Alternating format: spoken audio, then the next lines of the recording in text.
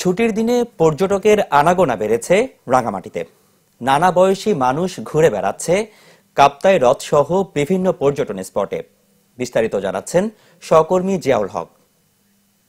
September মাসে পাহাড়ে সহিংসতার পরে অক্টোবর মাসে সরকারি বিধিনিষেধ বা পর্যটকদের ভ্রমণে নিরুৎসাহিত করার পরে নভেম্বরের 1 তারিখ থেকে পাহাড়ে পর্যটকের ভ্রমণ শুরু হয়েছে। 3 পার্বত্য জেলায় আসলে বিধিনিষেধ দেওয়া হয়েছিল। নভেম্বরের 1 তারিখ থেকে রাঙামাটিতে বিধিনিষেধ প্রত্যাহার করা হয়েছে। খাগড়াছড়িতে 5 তারিখ, তারপর থেকে খাগড়াছড়ি বিধিনিষেধ প্রত্যাহার করার পর থেকে রাজের সাজেকে পর্যটক ভ্রমণের সংখ্যা বেড়েছে। তারপরে আমরা দেখেছি বান্দরবনেরও এরপরে কিন্তু প্রত্যাহার করা হয়েছে। এই সবকিছু মিলিয়ে আসলে 3 পার্বত্য জেলায় নভেম্বর থেকে পর্যটকদের ভ্রমণ বেড়েছে। আমরা আরেকটি বিষয় লক্ষ্য করেছি যে এখানকার যারা ব্যবসায়ীরা আছে তারাও বলছেন যে পর্যটকদের ভ্রমণের নিরুৎসাহিত বা বিধিনিষেধ প্রত্যাহার করা হলেও এখনো সেইভাবে 3 পার্বত্য জেলায় আসলে সহ রাঙামাটিতে পর্যটক সেভাবে সংখ্যা বাড়েনি।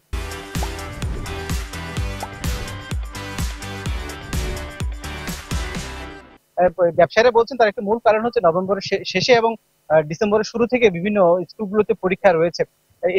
এইসব কারণগুলোতে আসলে পর্যটকের সংখ্যা বাড়ছে না বলে তারা ধারণা করছেন। তারা মনে করছেন ডিসেম্বরের শেষে পরীক্ষা শেষ হলেই আসলে পর্যটকদের সমাগম বাড়বে এবং যে শীত মৌসুম শুরু হয়েছে নভেম্বর থেকে ফেব্রুয়ারি পর্যন্ত যাচ্ছে সেটা চলবে বলে তারা মনে করছেন। এবং এই সময়টাতে পর্যটক আনাগোনা বাড়লে তাদের যে দীর্ঘ সময় যে ব্যবসায়িক লোকসান হয়েছে সেটি তারা পুষিয়ে নিতে পারবে বলে ধারণা করছেন। আমরা পর্যটকদের সাথে কথা বলার চেষ্টা করেছিলাম। তারা জানিয়েছে যে এই সময়টিতে আসলে শীতের মৌসুম, পাহাড়ের নতুন ভাবে প্রকৃতি সেজে উঠেছে। সেই প্রকৃতি সৌন্দর্য অবলোকন করার জন্য তারা আসলে রাঙামাটিতে বেড়াতে এসেছেন।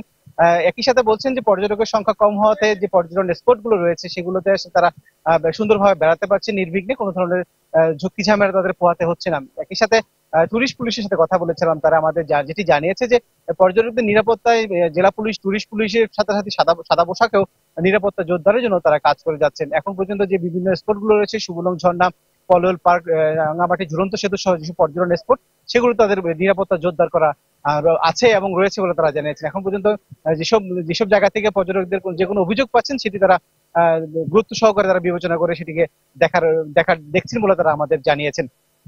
এই ছিল রাঙামাটি থেকে আমার কাছে সবশেষ তথ্য।